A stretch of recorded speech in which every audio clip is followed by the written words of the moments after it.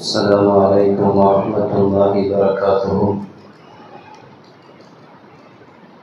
الحمد لله رب العالمين، والصلاة والسلام على رسوله خاتم النبيين وعلى آله الطيبين وأصحابه الطاهرين والمؤمنين والمسلمين كلهم أجمعين. أما بعد، أعوذ بالله من الشيطان الرجيم. بسم الله الرحمن الرحيم. وسارعوا إلى مغفرة من ربكم وجنة أرضها السماوات والأرض أعدت للمتقين. صدق الله العظيم. وقال رسول الله صلى الله عليه وسلم: كن في الدنيا كأنك غريب أو عابر السبيل. صدق رسول الله صلى الله عليه وسلم. எல்லா புகழும் அல்லாஹு ஜல்ல ஷானுஹு தஆலா ஒருவனுக்கே உரித்தாகுக. ஆமீன். அருமை நாயகம் முஹம்மது ரசூலுல்லாஹ் ஸல்லல்லாஹு அலைஹி வஸல்லம் அவர்கள் மீதும் நற்பாக்கியத்திற்குரிய அவருடைய குடும்பத்தார்கள், சஹாபாக்கள், தாபியீன்கள், தபா தாபியீன்கள், அக்தாபுகள், அவுலியாக்கள், சுஹதாக்கள், நாதாக்கள், நல்லவர்கள் ஜும்மா பெருநாளில் ஒன்று கூடியிருக்கிற நம் அனைவரின் மீதும் அல்லாஹுவின் நல்லருள் என்றென்றும் நிறைவாக நிலவட்டுமாக. ஆமீன்.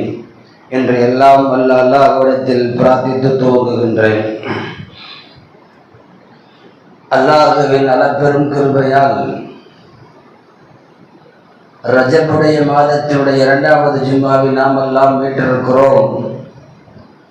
சென்ற வாரம் ரஜப் மாதம் குறித்தும் அதனுடைய அகமியங்கள் குறித்தும் அல்லாஹ் அதிலே வைத்திருக்கிற பரக்காத்துகள் குறித்தெல்லாம் ஜும்மாவிலே பேசப்பட்டது. ரஜப் மாதம் குறித்து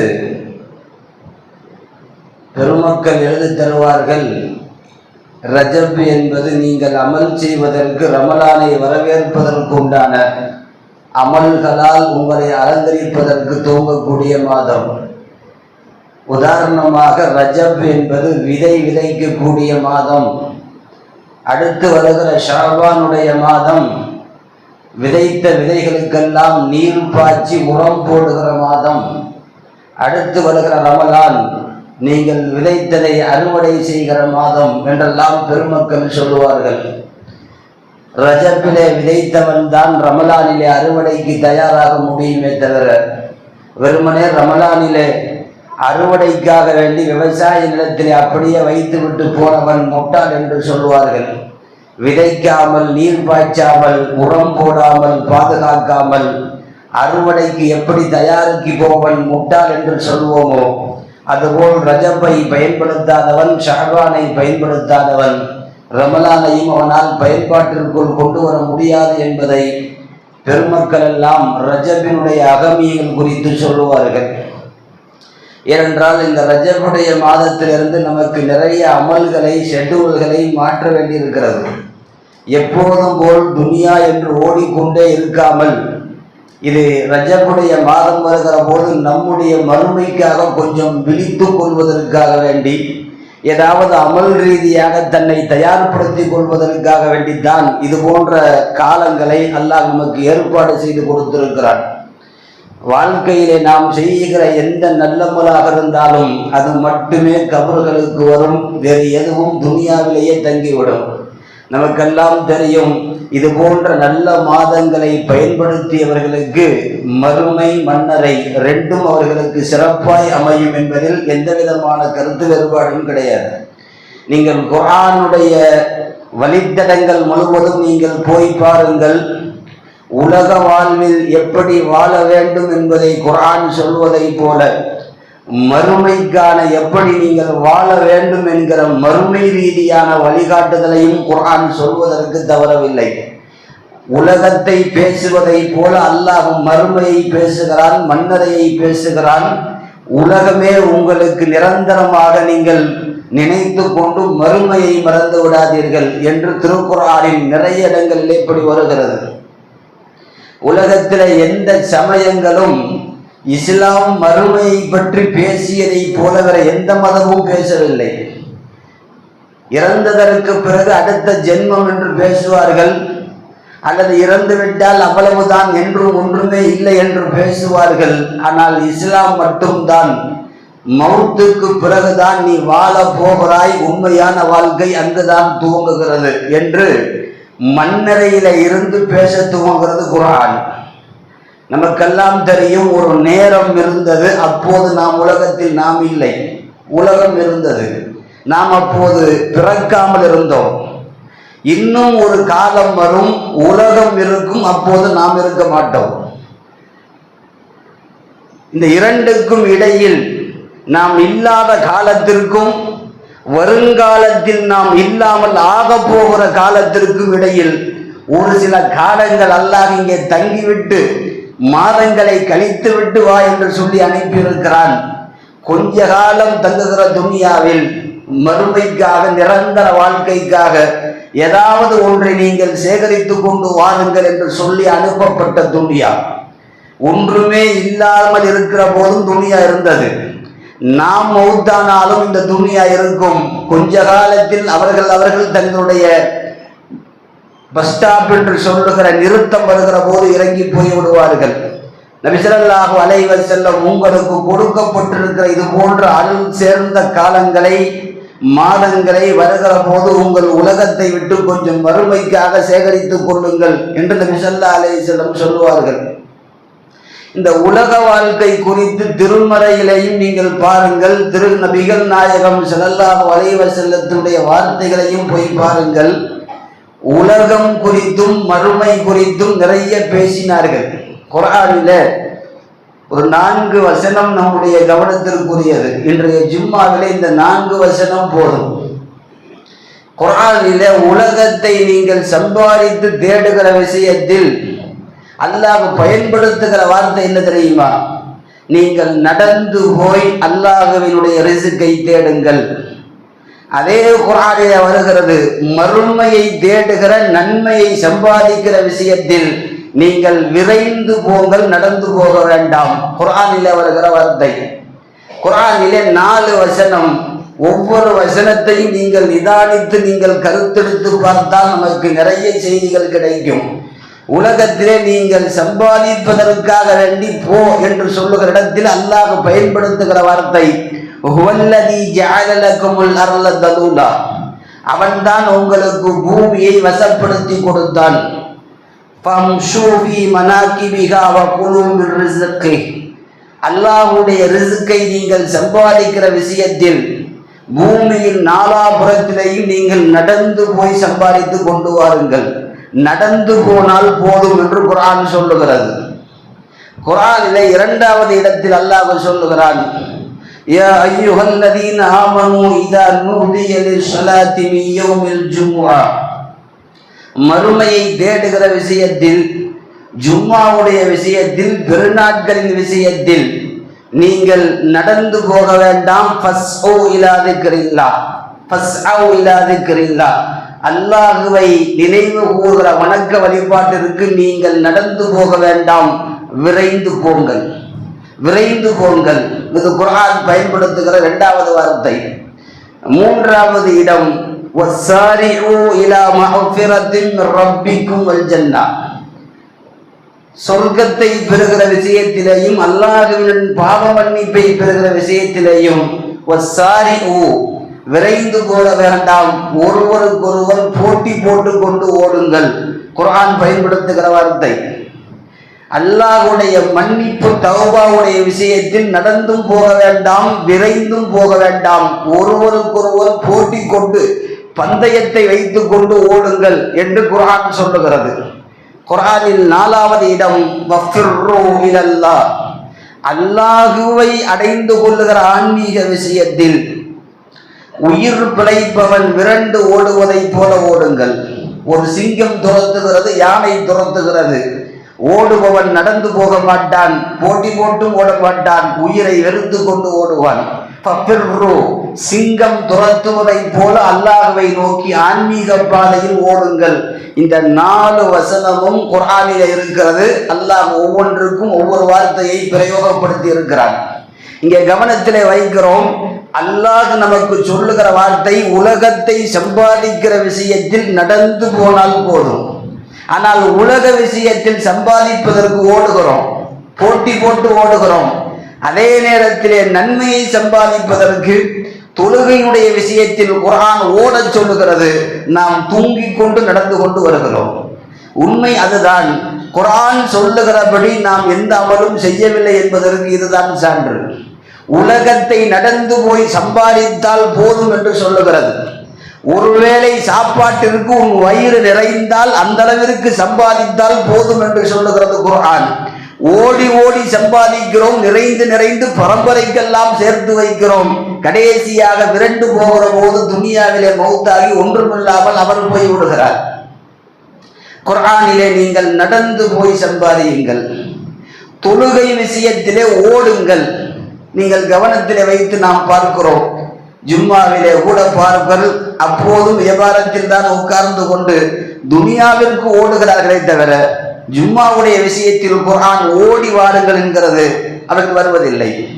நான் எதற்கு சொல்ல வருகிறேன்? துனியாவை நீங்கள் ரொம்ப காலத்திற்கு நீங்கள் கட்டி வைத்துக் கொள்ள முடியாது.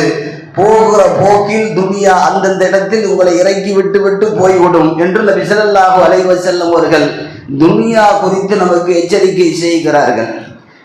நபி ஸல்லல்லாஹு அலைஹி வஸல்லம் நீங்கள் உலக விஷயத்தில் எச்சரிக்கையாக இருந்து கொள்ளுங்கள். ஏனென்றால் இந்த உலகத்தில் நிறைய சம்பாதிப்பது தவறில்லை, ஆனால் மறுமைக்கு சேர்க்காமல் உலகத்திற்கு மட்டும் சேர்க்காதீர்கள். உலகத்திற்கென்று சேர்த்தவனுக்கு துனியா எவனுக்கும் முழுமையாக கிடைக்கவில்லை. இதுதான் உண்மை. பெரும் பெரும் அரசர்கள் எல்லாம் கையில வைத்திருந்தார்கள் துனியாவை, போகிற போது விட்டு விட்டு போய்விட்டார்கள். நம்ரூத் வைத்திருந்தான், ஃபிரௌன் வைத்திருந்தான், ஹாமான் வைத்திருந்தான். ஏன் நல்லடியார்களில் சுலைமான் அலைஹிஸ்ஸலாம் பெரும் பெரும் துனியாவை கையில வைத்திருந்தார்கள். ஆனால் துனியா யாரையும் நிரந்தரமாக வைத்துக் கொள்ளவில்லை. போகிற போக்கில் துனியா நம்மளை அனுப்பி வைத்து விடும். வரலாற்றுகளில் நமக்கு இப்படியும் செய்தி உண்டு. உலகத்திற்கெல்லாம் பேரரசராக ஹஜ்ரத் சுலைமானை அல்லாஹ் நியமனம் செய்து பதவி பிரமாணம் அன்றைக்கு ஜிப்ரீல் அலைஹிஸ்ஸலாம் வானத்திலிருந்து ஒரு மோதிரம் கொண்டு வந்து கொடுத்ததாக தஃசீர்களில் இருக்கிறது. உலகத்தினுடைய அரசருக்கு அல்லாஹ் அனுப்பி வைத்திருக்கிற ஒரு அன்பளிப்பு, ஒரு கிஃப்ட், ஒரு மோதிரம் கொண்டு வந்து கொடுக்கப்பட்டது. மோதிரத்திற்கு 2 காரணம் சொன்னான் இறைவன். என்ன தெரியுமா? ஒன்று, இந்த மோதிரத்தை நீங்கள் அணிகிற போது உலகத்தில் இருக்கிற எல்லா படைப்பும் உங்களுடைய பேச்சிற்கு கட்டுப்படும். நீங்கள் சுலைமான் என்பதற்கு, உலகத்தின் அரசர் என்பதற்கு இது ஒரு அத்தாட்சி. அல்லாஹ்வின் புறத்திலிருந்து அல்லாஹ் அப்படி ஒரு மோதிரம் கொடுத்தான். 2வது சொன்னான், அல்லாஹ்வுடைய அரசியலில், அல்லாஹ்வுடைய அவனுடைய ஆட்சி அதிகாரத்தில் இந்த உலகத்தை மட்டும்தான் சுலைமான் உனக்கு நான் அதிபதியாக்கி கொடுத்திருக்கிறேன்.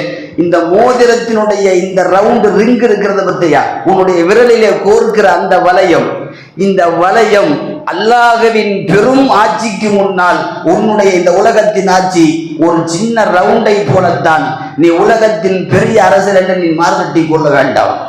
அல்லாஹ்வினுடைய படைப்பில் ஒரு சிறு புள்ளி துனியா, அதைத்தான் உனக்கு கொடுத்திருக்கிறான் என்று சுலைமான் அலைஹிஸ்ஸலாத்து வஸ்ஸலாம் அவர்களுக்கு துனியாவிலே ரொம்ப மூழ்கி போய்விட வேண்டாம் என்பதற்கு ஒரு மோதிரம் கொடுக்கப்பட்டு அதிலே உபதேசிக்கப்பட்டார்கள் என்று நாம் வரலாறுகளிலே பார்க்க முடிகிறது.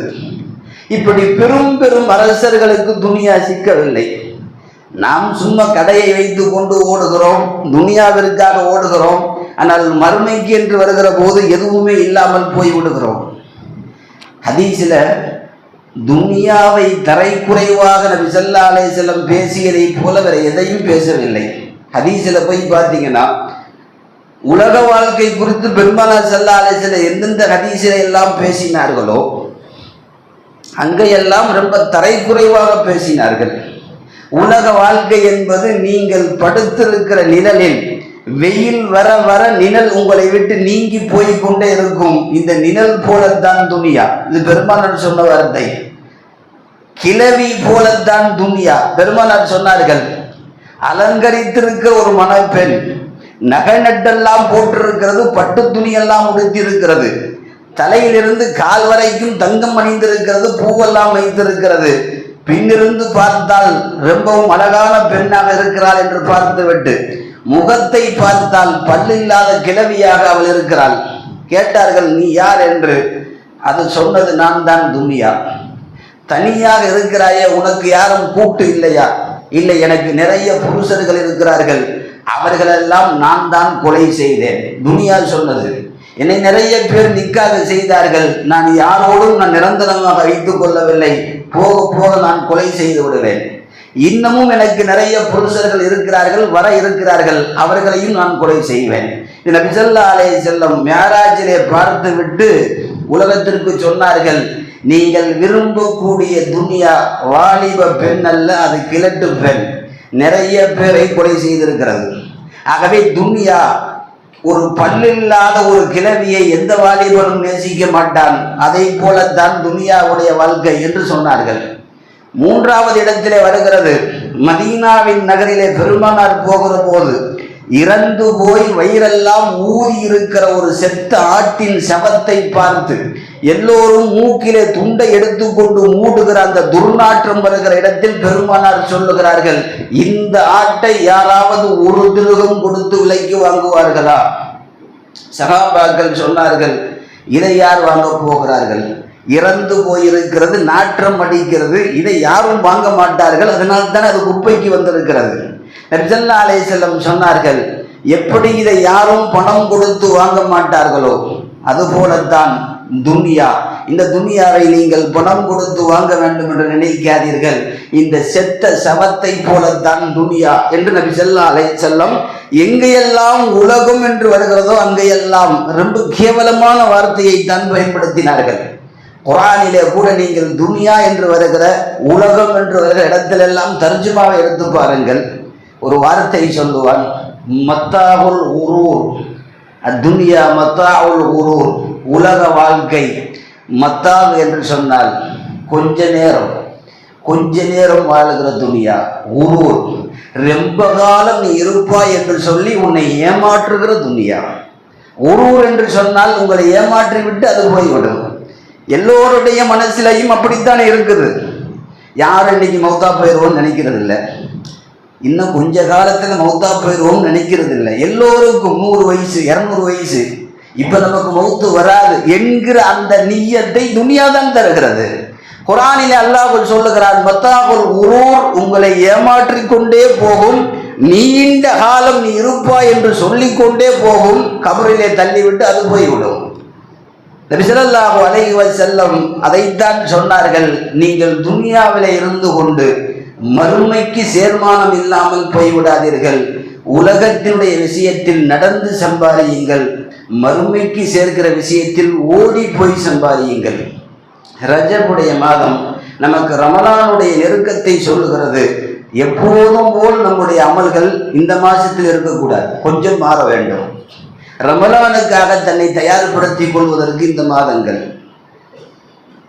ஹதீஸில் இந்த உலகம் குறித்து பெருமானார் ஒரு வார்த்தை சொல்லுவார்கள், ரொம்ப மதிப்பான துன்யாவை நம்ம நினைக்கிறோம் இல்லையா? இந்த துன்யாவில் நிறைய கார், பணம், வீடு நிறைய கிடைச்சிட்டா அவருக்கு நிறைய பெரிய செட்டில்மெண்ட் ஆகிட்டாரு, ரொம்ப நிறைய வச்சிருக்காருன்னு நம்ம பேசுகிறோம் இல்லையா? ஹதீஸ்ல நபி ஸல்லல்லாஹு அலைஹி வஸல்லம் சொல்றாங்க, லவ் கானத்தி துன்யா தஅதில் இன்தல்லாஹி ஜுனாஹ வஊலத்தின், அல்லாஹ்விடத்திலே இந்த துன்யா மட்டும் கொசுவுடைய ரெக்கையின் அளவிற்கு அல்லாஹ்விடத்திலே மதிப்பு பெற்றிருந்தால், மா ஷகா காஃபிரன் மின்ஹா ஷர்பத்துல் மா, இந்த உலகத்திலே அல்லாஹுவை மறுத்து வாழுகிற காஃபிர்களுக்கு ஒரு சொட்டு தண்ணீர் கூட குடிப்பதற்கு தரமாட்டான், ஒரு சொட்டு கூட தரமாட்டான். துன்யா அல்லாஹ்விடத்தில் மதிப்பு பெற்றிருந்தால், அவனிடத்திலே அது கண்ணியமாக்கப்பட்டிருந்தால், தன்னை ஏற்றுக்கொள்ளாத எந்த காபிருக்கும் ஒரு சொட்டு தண்ணீரை அல்லாஹ் தரமாட்டான்.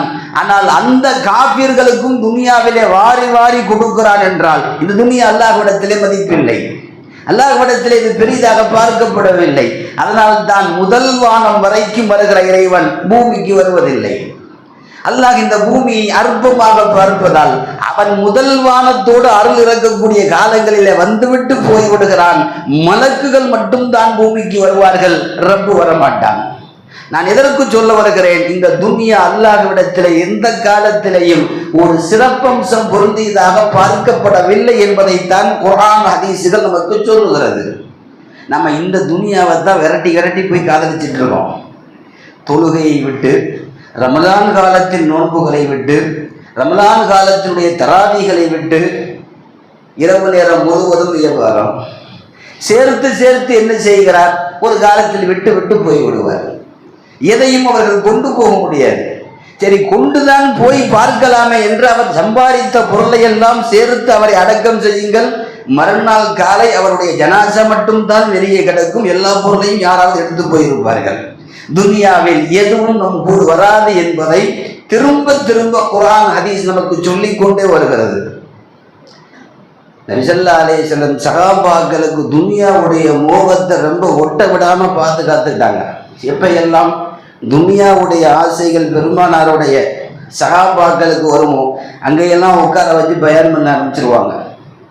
ஹதீஸில் அபூ உபைதா இப்னு ஜர்ராஹ் ஒரு சஹாபி, சொர்க்கத்துக்கு போகிற 10 சஹாபாக்கள் அறிவிப்பு செய்யப்பட்ட சஹாபாக்கள் இவர் ஒருத்தர். அபூ உபைதா இப்னு ஜர்ராஹ்னு பேர். அவர் பஹ்ரைனில் இருந்து நிறைய பொருள்களை, கனிமத்து பொருட்களை ரசூலிடத்திலே கொண்டு வருகிறார். மூட்டை மூட்டையாக ஒட்டகத்திலே பொருள் எல்லாம் ரசூல் ஸல்லல்லாஹு அலைஹி வஸல்லம் அவர்களிடம் கொடுத்து அங்கே மதீனாவில் இருக்கக்கூடிய எல்லா முஸ்லீம்களுக்கும் பங்கு வைப்பதற்காக உமர் ரலியல்லாஹுடைய அந்த ஆட்சியில் கொடுக்கப்படுகிறது. அந்த பஹ்ரைன் முன்னாடி அவர்கள் ஆட்சி செய்யக்கூடிய காலம் அது. நபி ஸல்லல்லாஹு அலைஹி வஸல்லம் இருந்தார்கள். அபூ உபைதா இப்னு ஜர்ராஹ் நாளை காலை ஃபஜ்ர் தொழுகைக்கு மதீனாவுக்குள்ளே வரப்போகிறார் என்கிற செய்தி முன்கூட்டியே மதீனா மக்களுக்கு கிடைத்தது. எல்லாருக்கும், என வறுமையில் இருக்கக்கூடிய சஹாபாக்கள் எல்லாருக்கும் மகிழ்ச்சி. ஏன்னா காலையில் அபூ உபைதா வருவார், நிறைய கொண்டு வர்றாரு, பெருமானார் தான் பங்கு வைப்பார்கள். யார் யார் வருகிறார்களோ அத்தனை பேருக்கும் பெருமானார் பங்கு வைத்து கொடுப்பார்கள். செய்தி பரவியது. காலையிலே பெருமானார் ஃபஜ்ர் தொழுகைக்காக மதீனா பள்ளியில் நுழைகிறார்கள். கூட்டம் அலைமோதுகிறது. நம்ம லைலத்துல் கத்ருக்கு வரும் பார்த்தீங்களா, அஜ்ரத்துக்கு இடம் கிடைக்காது. போப்பா அஜ்ரத்தா அப்போ நீங்கள் போங்க அப்படின்னு தள்ளி விடுவாங்க. ஏன்னா அவரில் இங்கே காலி ஆகாது. அவருக்கு இடம் கிடைக்காத அளவுக்கு கூட்டம் நம்பி இருக்கும். ரசூல் காலத்திலேயே அப்படி கூட்டம்னா மதீனாவை விட்டு வெளியிலே இருக்கக்கூடிய சில முஸ்லீம்கள் ஆங்காங்கே தொழுது கொள்வார்கள். ஜும்மாவுக்கு மட்டும் வருவார்கள் மதீனாவுடைய பள்ளிக்கு. சில பேர் வெளியூரில் இருப்பார்கள், ஈது பெருநாளைக்கு மட்டும் வருவார்கள். இப்படி ஆங்காங்கே பள்ளிகளில் தொழுதவர்கள் கூட அன்றைக்கு ஃபஜ்ர் தொழுகைக்கு மதீனாவுடைய பள்ளிக்கு குவிந்து விட்டார்கள். நபி ஸல்லல்லாஹு அலைஹி வஸல்லம் புரிந்து கொண்டார்கள், அபூ உபைதா வந்திருக்கிறாரு, நிறைய பொருள் கொண்டு வந்திருக்கிறாரு, இப்போ அதை பிரித்து வாங்குவதற்கு எல்லோரும் ஒன்று சேர்ந்து வந்திருக்கிறார்கள், வேற ஒன்றும் இல்லை. புரிந்து கொண்டார்கள், தொலை வைத்தார்கள். நபி ஸல்லல்லாஹு அலைஹி வஸல்லம் எப்போதும் போல் ஃபஜ்ருக்கு பிறகு சில விஷயங்கள் பேசினார்கள், எழுந்து போய்விட்டார்கள். பங்கு வைப்பாங்கன்னு உட்கார்ந்து எல்லாருடைய முகத்திலையும் ஏமாற்றோம். யார் போய் ரசூல்கிட்ட சொல்கிறது, பங்கு வச்சு கொடுங்கன்னு சொல்ல முடியாதுல்ல. நபி ஸல்லல்லாஹு அலைஹி வஸல்லம் போனப்போ விவரமாக ஒரு சஹாபி இருக்கவே இருக்குது, சலாம் மார்க்கம் சொல்லி கொடுத்துருக்கு, அறிவிப்பு செய்கிற மாதிரி இப்படி சுற்றி வந்தார். நபி ஸல்லல்லாஹு அலைஹி வஸல்லம் வந்த அஸ்ஸலாமு அலைக்கும், நபி ஸல்லல்லாஹு அலைஹி வஸல்லம் வலைக்கும் சலாம். அந்த சலாத்துக்கு என்ன பொருள்னா பங்கு வச்சுருங்க, நாங்கள்லாம் வந்திருக்கோம் அப்படின்னு அதுக்கு அர்த்தம். ஏன்னா சலாத்துலேயே நிறைய வெரைட்டி இருக்குது. முசாவது சலாத் சொன்னால் அதை நம்ம கவனிச்சுட்டு போன்னு அர்த்தம். வேறு மாதிரி ஒரு ஆள் சலான்னு சொன்னார்னா கொஞ்சம் கவனித்து நின்று பார்த்துட்டு போன்னு அர்த்தம். இதெல்லாம் நிறைய சலாங்களில் நிறைய வெரைட்டி இருக்குது இல்லையா, அது மாதிரி அவர் சொன்னார். நபி ஸல்லல்லாஹு அலைஹி வஸல்லம் பதில் சொல்லிவிட்டு அப்படி போயிட்டாங்க. திரும்ப இது இப்படி வந்தார், 3 இடத்துலையும் சலாம். முக்காலத்தையும் புரிந்து கொண்ட பெருமானாருக்கு இவர் சொல்லுகிற சலாம் தெரியாதா? நபி ஸல்லல்லாஹு அலைஹி வஸல்லம் எல்லாத்தையும் திரும்ப மெம்பருக்கு வாங்கன்னு கூப்பிட்டாங்க. கூப்பிட்டு உட்கார வச்சு ஹதீஸுகளில் இருக்கிறது, அபூ உபைதா பொருள் கொண்டு வந்த போது பெருமானார் ஆற்றிய உரை என்று சொல்லியே தலைப்பில் இந்த ஹதீஸ் பதிவாயிருக்கிறது. எல்லாவற்றையும் கூப்பிட்டு நபி ஸல்லல்லாஹு அலைஹி வஸல்லம் சொன்னார்கள், உங்களுடைய பங்குகளை எல்லாம் நான் பிரித்து தருவேன். அதுவரை நீங்கள் பொறுமையாக இருங்கள். துனியாவை உடனடியாக அடைந்து கொள்ள வேண்டும் நீங்கள் ஆசைப்படாதீர்கள். நபி ஸல்லல்லாஹு அலைஹி வஸல்லம் அப்போது பேசிய வார்த்தை தான், யா அய்யுஹன் நாஸ் ஃபல்லாஹி மா மின் ஃபக்ரி அக்ஷி அலைக்கும். அல்லாஹ் மீது சத்தியமாக உங்கள் மீது நான் வறுமையை பயப்படவில்லை. நீங்கள் எல்லாம் மதம் மாறி சிலைகளை வணங்கி விடுவீர்கள் என்று நான் பயப்படவில்லை. என்ன பயப்படுகிறேன் தெரியுமா? தனாஃபஸு ஃபீஹா கமா தனாஃபஸு வ துஹ்லிக்கும் கமா அஹ்லக்தும். ஒருவருக்கொருவர் போட்டி போட்டு துனியாவை வாங்கக்கூடிய விஷயத்தில் இதற்கு முன்னால் உள்ளவர்கள் இறந்ததை போல நீங்களும் துனியாவுடைய விஷயத்திலே போட்டி போட்டுக் கொண்டு பேராசையால் இந்த உலக வாழ்க்கையை நீங்கள் அழித்துக் கொள்வீர்களோ என்று நான் பயப்படுகிறேன். ஆகவே நீங்கள் உலகத்தை ரொம்ப நேசிக்க வேண்டாம், உங்கள் பங்கு உங்களுக்கு வந்து சேரும் என்று சொல்லி எல்லோரும் எதிர்பார்க்கிற போது துனியாவை தராமல் வேணாம் போ என்று நினைக்கிற போது உங்கள் பங்கை எடுத்துக்கொண்டு போங்கள் என்று சொல்லுகிற அளவிற்கு பெருமானார் உலக வாழ்க்கையில் சஹாபாக்களை தயாரிப்பு செய்தார்கள். நான் எதற்கு சொல்ல வருகிறேன்? எந்த இடத்திலையும் துனியா நமக்கு நிரந்தரத்தை கொடுக்காது. ஹதீஸில் இந்த வார்த்தை தானே வருகிறது, குன் ஃபித் துனியா கஅன்னக கரீபுன். ஒண்ணுமே இல்லாத ஏழையாக வாழ்ந்துவிட்டு இந்த துனியாவிலே போய்விடு.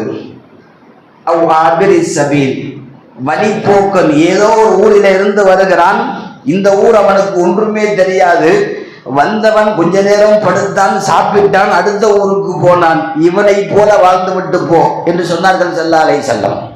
உலகத்தில் எவனும் மூட்டையாக கட்டி கொண்டு போக முடியாது. நபி ஸல்லல்லாஹு அலைஹி வஸல்லம் உலகத்தில் நீங்கள் இப்படியே வாழுங்கள், நிறைய சேர்த்து கொண்டு நான் கொண்டு போக வேண்டும் என்று நினைப்பவன் துனியாவை அவன் ஏமாந்து போவான். ஹசன் பஸ்ரி ரலியல்லாஹு அன்ஹு பெரிய சஹாபாக்களுடைய காலத்திலே வாழ்ந்தவர்கள், தாபியின்களிலே கட்டுப்பட்டவர்கள். ஹசன் பஸ்ரி ரஹ்மத்துல்லாஹி அலைஹி அவரிடத்திலே போய் கேட்பார்கள், துனியா குறித்து ஏதாவது ஒரு 2 வார்த்தை மக்களுக்கு சொல்லுங்களேன் என்ற போது அழகான வார்த்தை அவர் சொல்லுவார், அஹ்லாமுன் நௌமின் அவு கலில்லின் ஜாயிலின் இன்னல் லபீப மிஸ்லிஹா வலா யுஹ்தா. தூங்கிக் கொண்டு இருப்பவரின் கனவு துனியா. ஒருவன் தூங்குகிறான், கனவு பார்க்கிறான், இந்த கனவு தான் துனியா. இரண்டாவது சொன்னார்கள், கலில்லின் ஜாயிலின், நீங்க கூடிய நிழல் தான் துனியா என்று சொல்லிவிட்டு, அறிவாளிகள் எல்லாம் இது போன்ற துனியாவுடைய விஷயத்தில் எப்போதும் ஏமாற மாட்டார்கள் அல்லது ஏமாற்றப்பட மாட்டார்கள் என்று ஹசன் பஸ்ரி ரஹ்மத்துல்லாஹி அவர்கள் சொன்னார்கள். அதாவது என்ன அர்த்தம் என்றால், தூக்கத்தை போல வருகிற கனவு துனியா. கனவிலே இவன் விரும்பிய காட்சியும் வரும், விரும்பாத காட்சியும் வரும். கண்முழித்து பார்த்தால் ஒன்றும் இல்லை, இதுதான் துனியா. கனவு பார்த்து கொண்டே இருப்பார், இவருக்கு கல்யாணம் நடப்பதை போல கனவு வரும், அல்லது 4-5 கடைக்கு ஓனராக இருப்பதை போல, பெரிய காரெல்லாம் வைத்திருப்பதை போல கனவு வரும். சந்தோஷத்திலே திளைத்து கொண்டிருப்பார், விமானம் சொந்தமாக வாங்கி வைத்து பறந்து கொண்டிருப்பார். திடீரென்று முழித்து பார்த்தால் கிழிந்த பாயும் கிழிந்த பனியனோடு படுத்திருப்பார். இதுதான் துனியா. கனவிலே விரும்பியதும் வரும், விரும்பாததும் வரும். திடீரென்று மௌத்தாகி இவரை கொண்டு வந்து கபரிலே போடுகிற போது கனவு பார்த்து கொண்டே இருப்பவர் திடீரென்று முழித்து பார்ப்பார், நல்ல வேளை தப்பித்தோம், வீட்டுக்குள் தான் இருக்கிறோம், இன்னும் கபருக்கு போகவில்லை என்று அப்போது அவர் முழித்து பார்ப்பார். இது கனவு துனியா. இதுதான் கனவு. இந்த துனியாவுடைய வாழ்க்கையும் அப்படித்தான். நீங்கள் அப்படி இருப்போம், இப்படி இருப்போம், இது வைத்திருக்கிறோம், அதை சேர்த்திருக்கிறோம் என்றெல்லாம் நினைப்பீர்கள். திடீரென்று துனியா உங்களை காலாவதியாக தூக்கி போட்டு விடும். அப்போது முழித்து பார்ப்பீர்கள், ஒன்றும் இருக்காது கையில். ஹசன் பஸ்ரி ரஹ்மத்துல்லாஹி அலைஹி அப்படித்தான் சொன்னார்கள். அதே போலத்தான் நீங்கள் கொஞ்ச நேரம் தூங்குவதற்காக வேண்டி ஒருவன் வருகிறான், ஒரு நல்ல மரம், நிழல் தருகிற மரம், படுக்கலாம் என்று படுப்பான். படுத்தவன் கொஞ்சம் அசதி போனதற்கு பிறகு எழுந்து அவன் மீண்டும் அவனுடைய வேலையை நோக்கி போவான்.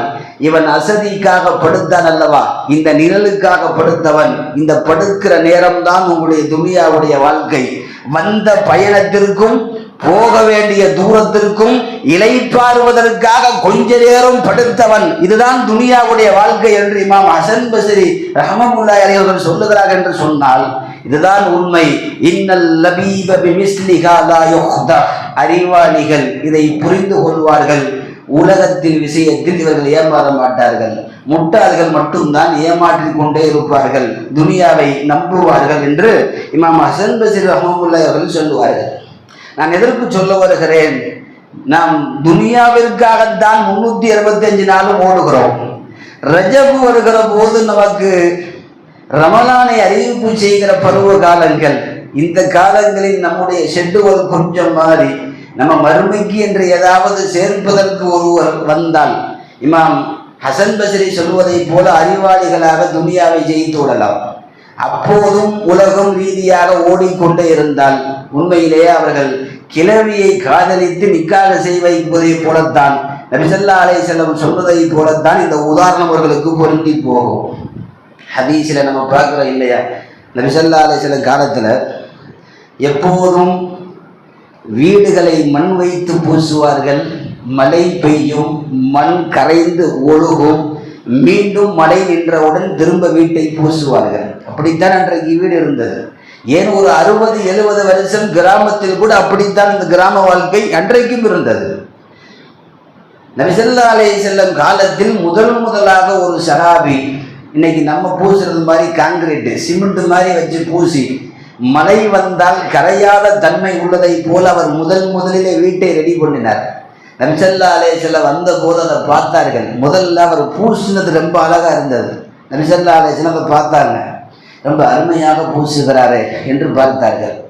பார்த்து அது காரை ஜல்லி எல்லாம் வைத்து மழை வந்தால் அது உருகி ஊத்தாமல் இன்னைக்கு செட்டா இருக்கிற மாதிரி ஒரு காங்கிரீட் முதல் சிமெண்ட் உடைய செவர் மதீனாவிலே கட்டப்படுகிறது. பெருமன்னார் பார்த்தார்கள். பார்த்து விட்டு பாராட்டி விட்டு ஒரு வார்த்தை சொன்னார்கள், வீட்டை ரொம்ப அழகாக நீங்கள் தயாரிக்கிறீர்கள், பூசிக்கொண்டிருக்கிறீர்கள், ஆனால் உங்களுக்கு உண்டான காலம் ரொம்ப சுருக்கத்தில் இருக்கிறது. அல் அம்ரு அஜில் தாலிக, ரொம்ப காலம் வாழ்வதை போல வீடு கட்டுகிறாய், ஆனால் உனக்கான மௌத்து ரொம்ப நெருக்கத்தில் தான் இருக்கிறது, இந்த வீடு உனக்கு கூட வராது என்று ஞாபகப்படுத்தினார்கள். நான் என்ன சொல்ல வருகிறேன் என்றால், சில விஷயங்களை பெருமானார் நன்றாக இருக்கிறது என்று பாராட்டினாலும் துனியாவை ரொம்ப நம்பிராத என்று ஒரு பாடத்தை சொல்லிவிட்டு தான் போகிறார்கள். நாமெல்லாம் நிறைய ஹதீசுகளிலே பார்க்கிறோமே, பெருமானார் பிறருக்கு மட்டும் படிப்பினை பாடம் நடத்துவோர் அல்ல, தனக்கும் சேர்த்து தான். ஒரு பாயிலே படுத்து பெருமானாருடைய முதுகெல்லாம் அச்சு பதிந்து ஒரு பாய் குத்தி குத்தி அப்படியே முதுகெல்லாம் தடம் இருந்த போது சஹாபாக்கள் சொன்னார்களே, யார சொல்ற நீங்கள் அனுமதி கொடுத்தால் நாங்கள் இலவம் பஞ்சுகளை போன்று பஞ்சுகள் கோர்த்து மெத்தைகள் தயாரித்து தருகிறோம், நீங்கள் சரி என்று சொல்லுங்கள். நபி ஸல்லல்லாஹு அலைஹி வஸல்லம் அப்போதுதான் சொன்னார்கள், நான் மட்டும் நிரந்தரமாக இந்த பூமியில் தங்கி விடுவேன் என்று நீங்கள் நினைத்தீர்களா? அப்போது சொன்ன வார்த்தை தான், குன் ஃபித் துன்யா ஃபஇன்னக கஅன்னக கரீபுன், ஒரு வழிபோக்கனாக வாழ்ந்து விட்டு போகத்தான் துனியா. இதில் நான் மெத்தைகளையும் பட்டு துணிகளையும் பயன்படுத்தினால் அதையும் விட்டுவிட்டுத்தானே போக வேண்டும், வேண்டாம் இதுவே போதும் என்று சொன்னார்கள் ஸல்லல்லாஹு அலைஹி வஸல்லம். எங்கெல்லாம் துனியா என்று வருகிறதோ அங்கெல்லாம் சஹாபாக்களுக்கு இது வேண்டாம் என்று சொல்லி இருக்கிறார்கள்.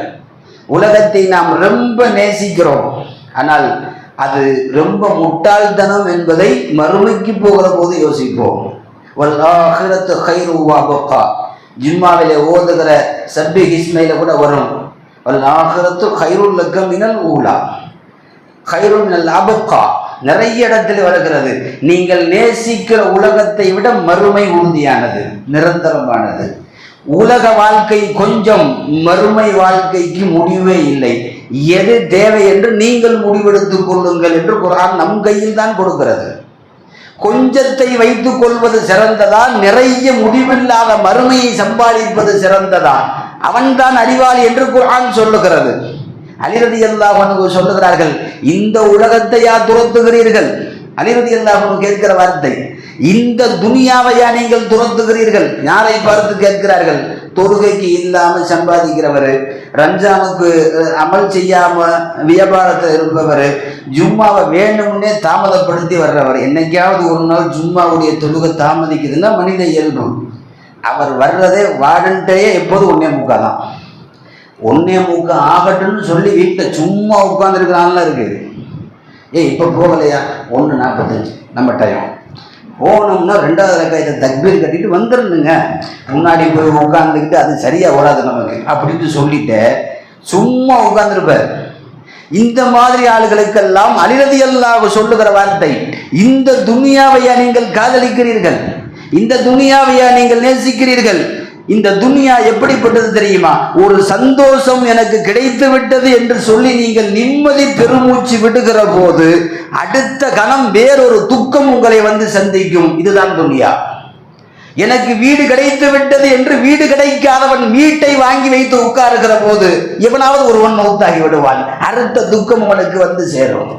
போதும் என்று யாரும் சொல்லவும் முடியாது, சந்தோஷமாக வாழுகிறேன் என்று எவனும் பொருந்தி கொள்ளவும் முடியாது. இந்த துனியாவைத்தான் நீங்கள் விரட்டி கொண்டே போகிறீர்கள் என்று ஹஜ்ரத் அலி ரலியல்லாஹு அன்ஹு நம்மை பார்த்து கேட்பார்கள். நான் எதற்கு சொல்ல வருகிறேன்? நாம் இவ்வளவு காலங்கள் சாதாரண நாட்களை சந்தித்தோம், தொழுதோம், நினைத்த நேரத்தில் வந்தோம் போனோம். ஆனால் ரஜப் என்பது ரமலானுக்கு உண்டான நல்ல காலங்கள். இந்த ரஜபிலும் கூட நமக்கான அமல் ரீதியான ஷெட்யூல் கொஞ்சம் மாறல. எப்பையும் போலத்தான் அவர் வர்றாரு, தொழுகிறாரு, ஏதோ போறாரு வர்றாரு என்றால் நமக்கு துனியாவில் நாம் ஏமாந்து கொண்டிருக்கிறோம் என்பதை தவிர வேறு வார்த்தைகள் நமக்கு கிடையாது. நபி ஸல்லல்லாஹு அலைஹி வஸல்லம் சொன்ன ஒரு வார்த்தை, எதுவாக இருந்தாலும் ஒரு நல்ல விஷயத்தை கேட்கிற போது ஒருவர் பரவாயில்லை, இந்த விஷயத்தின் மூலம் நாம் மாறிக்கொள்ளலாம் என்று சொல்லி எவர் தன்னைத்தானாகவே அமல் ரீதியாக ஒரு விஷயத்தை கேட்டு தன்னை மாற்றிக் கொள்வாரோ, நபி ஸல்லல்லாஹு அலைஹி வஸல்லம் ரஹிமல்லாஹு இப்ராஹிம், அந்த மனிதனுக்கு அல்லாஹ் ரஹ்மத் செய்து விட்டான் என்று சொன்னார்கள் ஸல்லல்லாஹு அலைஹி வஸல்லம். நினைப்பதே மாற வேண்டும் என்று நினைப்பதே அல்லாஹ் ரஹ்மத்திற்கு காரணம். அதனால் நாம் அருள் சார்ந்திருக்கிற ரமலானை நோக்கி போகிற இந்த பருவ காலத்தில் நாம் நமக்கான மறுமைக்கு சேர்ப்பதற்கு கொஞ்சம் இதிலே ஆர்வம் காட்ட வேண்டும். துனியா வேண்டாம் என்று சொல்லவில்லை, வேண்டும். மறுமையை இழந்து கொண்டு எவனும் துனியாயை சம்பாதிக்க கூடாது. துனியா என்பது விட்டு விட்டு போவது, மறுமை என்பது நாம் தங்க போவது. ஆகவே மறுமைக்காக சேர்க்கிற எந்த காரணமாக இருந்தாலும் ரமலானுடைய காலத்தை நெருங்க மறுமை ரீதியாக சேர்க்க நினைப்பவர்கள் அவர்கள் மட்டும் போட்டி போட்டு கொண்டு ஓடட்டும். உலக ரீதியாக சேர்ப்பவர்கள் கொஞ்சம் நின்று சிந்திக்கட்டும். எல்லாம் வல்ல இறைவன் வருகிற இந்த ரமலானுடைய காலத்திற்கு அமல் செய்கிற நல்லடியார்களாய் அல்லாஹ் நம் எல்லோரையும் ஆக்கி அருள் புரிவானாக. ரமலானை அடைந்து அமல் செய்கிற ஆயிலை, ஆரோக்கியத்தை, நல்ல வாய்ப்பை அல்லாஹ் நமக்கும் நம்முடைய குடும்பத்தார்களுக்கும் தந்தல் புரிவானாக. ஆமீன். வாஹிரு தஅவானி அல்ஹம்துலில்லாஹி ரப்பில் ஆலமீன்.